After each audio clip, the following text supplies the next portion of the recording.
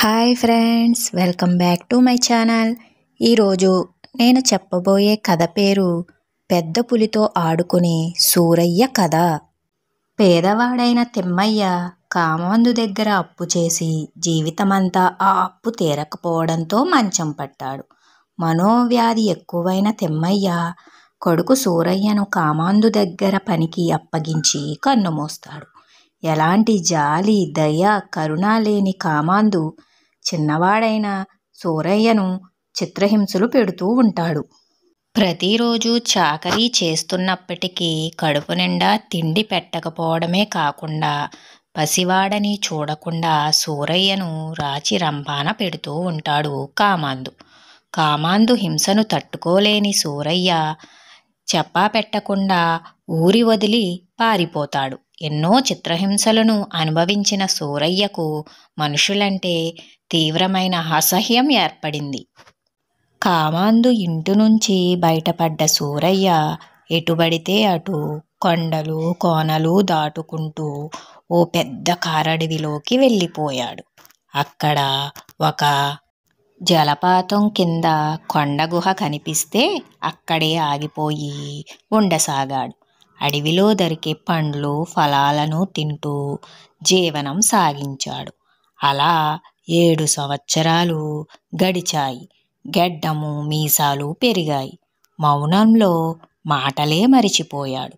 సూరయ్య పులులు, తోడేలు లాంటి క్రూర మృగాలు సైతం అతడితో సఖ్యంగా ఉండసాగాయి. ఇలా ఉంటే ఒకసారి శివయ్య అనే అతను ఆ దారిలో తన స్నేహితులతో కలిసి వెళ్తుండగా పెద్ద పులితో ఆడుకుంటున్న సూరయ్యను చూశాడు. ఆశ్చర్యపోయిన శివయ్య వెంటనే సూరయ్య దగ్గరికి వచ్చి కాళ్లపై పడి, ఇంత పెద్ద అడవిలో తమరు ఏం చేస్తున్నారు మహాత్మా అని అడిగాడు. సూరయ్య బదులు చెప్పకపోయేసరికి భయంతో, స్వామి, నేను రాజదర్శనానికి వెళ్తున్నాను, మంచి జరిగేలా దీవించండి అని వేడుకున్నాడు.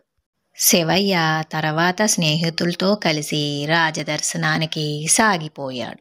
తిరుగు ప్రయాణంలో మళ్ళీ సూరయ్య దగ్గరికి వచ్చి శివయ్య బోర్లాపడి సూరయ్య కాళ్లకు నమస్కరిస్తూ, మీ ఆశీర్వాద బలం వల్లనే నాకు రాజు అనుగ్రహం లభించింది. ఈ చిరుకానుక స్వీకరించండి అంటూ బంగారు నాణేలను అతడి ముందు పోశాడు. వాటిని తీసుకున్న సూరయ్య విసిరి పారేయగా ఆశ్చర్యపోయిన శివయ్య, నిజంగా తమరు దేవుడికి ప్రతిరూపమే అంటూ పాదధూళిని తీసుకుని బొట్టు పెట్టుకున్నాడు. ఇంకేముంది, కొన్ని రోజులకే ఆ అడవిలో సూరయ్య పేరుతో శివయ్య ఒక ఆలయాన్ని కట్టించాడు.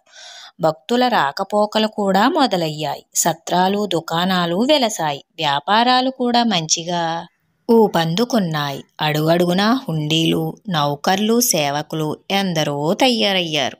మొక్కుబళ్ళుతో నానాటికి పెరిగిపోతున్న భక్తులతో ఆ మహారణ్యమంతా జనసముద్రం అయ్యింది. దీంతో సూరయ్యకు క్షణం కూడా తీరిక లేకుండా పోయింది. అతడికున్న ప్రశాంతత అంతా మటుమాయమైపోయింది. మనుషుల అంతరాలు, అత్యాశలు, కోరికలను చూసిన అతడికి మనుషులంటే వెగటు పుట్టింది. అంతే, ఒక్క రోజున అక్కడి నుంచి కూడా చెప్పా పెట్టకుండా మాయమైపోయాడు. ఎలా ఉంది ఫ్రెండ్స్ ఈ కథ? మీకు నా కథలు కనుక నచ్చినట్లయితే నా వీడియోస్ని లైక్ చేసి, షేర్ చేసి, సబ్స్క్రైబ్ చేసుకోండి. Thank you.